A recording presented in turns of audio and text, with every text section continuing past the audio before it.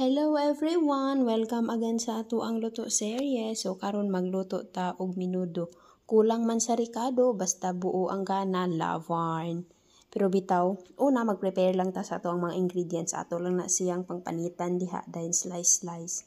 Then sunod magsaute dayon ta sa ato ang garlic and onion usa pa may atong dugayan, di ba? Sugdan na natog luto. Then paglunod nako sa pork, usa pa man ko nakabantay nga naamdan na siya daghang mga color. So ako sa atong gipanglabay. Pero ako na siyang gihugasan ha ikabalaka. Then after natog lunod, gabutang nako og oyster sauce and gamay na soy sauce o katong pork cubes. Then after mix lang ta diha until mugawas na ang mantika sa ato ang karne. Then usa pa ko nag-add og water para palata na sa atong karne. Then lunod day nato ato ang akong gigamit diha kay tomato sauce. Pampakolor sa ato ang minudo ba. Then takpan para palata na sa ato ang pork. Then pagbalik nako mauna na siya og nilata na ang ato ang karne. Then ilunod na dayon nato ang ato ang patatas and carrots. Then mix lang ta. Then ato ang takloban balik.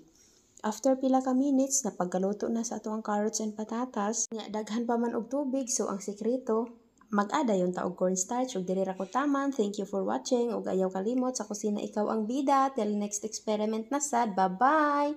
Amping mong tanan.